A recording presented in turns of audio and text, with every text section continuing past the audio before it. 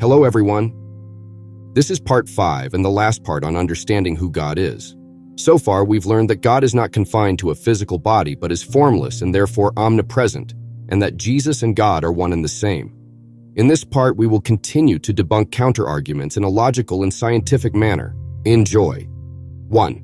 For those of you who still, after listening to my videos so far, insist that God has a body because it's written that Moses spoke to God face to face, and therefore you don't believe what I'm explaining about God having no body, I will here explain further. No, Moses didn't see God face to face, that's a fact. Yes, it is written in Exodus 33:11 that the Lord would speak to Moses face to face, as one speaks to a friend. This expression suggests a close, personal, direct communication between Moses and God. However, face to face in this context is not a literal visual encounter, but rather an intimate and direct form of communication. Why? How could that be? The Bible just said that Moses spoke to the Lord face to face. Confusing, right? Not really. Not if you continue reading. Because God also says in the same Exodus to Moses, "You cannot see my face, for no one may see me and live." This statement makes it clear that while Moses had a uniquely close relationship with God, he did not literally see God's face. So all of you who insist that God has a body because it's written that God spoke to Moses face to face, why are you skipping parts? Please read further and see the whole picture. I'll shortly also explain exactly why no one can see God and continue living. 2. Some may still ask, if God doesn't have a son, then why did the voice from heaven during Jesus' baptism say, "This is my beloved Son, in whom I am well pleased"? Like I've explained and proven in my last videos, Jesus and God are one and the same. This statement or voice heard from heaven is significant in Christianity, as it affirms the concept of Jesus as the Son of God and endorsing his mission. This event marks the public beginning of Jesus' ministry and revealing the Trinitarian nature of God in Christian theology. 3. If you've listened from the beginning, from part 1, where I explain why and how God is both pure energy, vibration, wave, frequency, and so on, I hope you've so far reached a staggering discovery. And I hope from that discovery you realize just why no living human can see God and continue living. If you haven't made that discovery yet, don't worry. I will explain it right now. Because if God would show himself to us, we would literally get absolutely annihilated and perish. And when I write literally, I mean literally. Exodus 33:20, God says to Moses, "You cannot see my face, for no one may see me and live." Again, think energy, frequency, vibrations, and light. God is also called pure light. Let's explain this in human terms so everyone can correlate with and understand my explanation. What do you believe would happen to your body if you stood in front of the world's most powerful laser? You would burn and die immediately. Now, while keeping in mind that God is the most powerful light there is in existence, how would you even think it would go if God just showed himself to you in all of his glory and true self?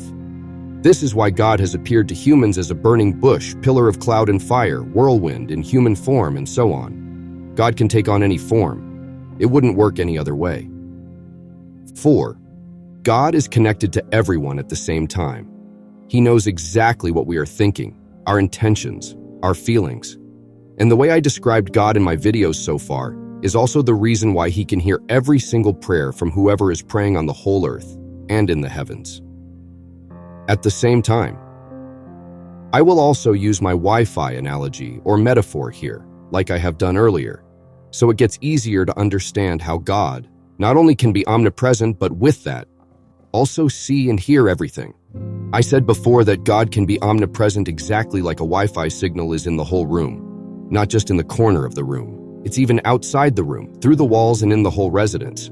But it's only one Wi-Fi signal. This is how God can be omnipresent. And if you take the analogy or metaphor a step further, if you connect your laptop to your Wi-Fi and then connect your phone in the other room to the same Wi-Fi, does that mean that there are two different and separate Wi-Fi signals? No, it's the one and the same Wi-Fi signal, and only one internet connection, even though there are two or even several different units connected to it. You can use the laptop and phone independently from each other. You can even browse different stuff on respective units on the internet, even though it's the one and the same internet connection.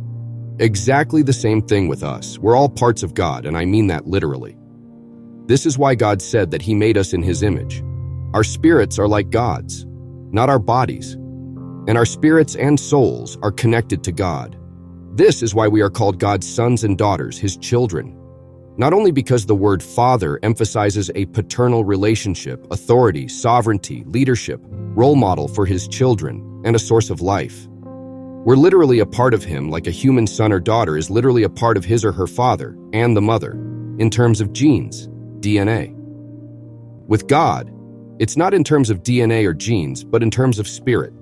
And because He is omnipresent, omnipotent, omniscient, and transcendent, He can be everywhere at the same time, hear every single prayer and person's thought at the same time, see and know everything at the same time. Please see the whole picture. So, after listening to all 5 parts about who God is, now put 2 and 2 together and see the whole picture, at least some of the whole picture. God is formless. He can be everywhere at once. Omnipresent. He is pure light, energy, and a lot more. We are literally a part of God. Our bodies are just a shell for our souls and spirits. We are eternal as God is eternal and will therefore live forever, unlike animals which are not created and meant to live forever. And much more when you try seeing the whole picture and not take everything literally as it is written. I hope you thought this was awesome, that you liked the videos, and that you've learned something new, or that you at least began to think further. What I've explained so far will also give you a whole new perspective and understanding when reading the Bible. Please feel free to comment with any questions, and I'll do my best to answer them as soon as possible. If you want to listen to more interesting videos and learn a lot more, with a logical and scientific perspective on the Bible, please feel free to subscribe on YouTube and follow me on Instagram. More posts to come with answers to even more questions. God bless you.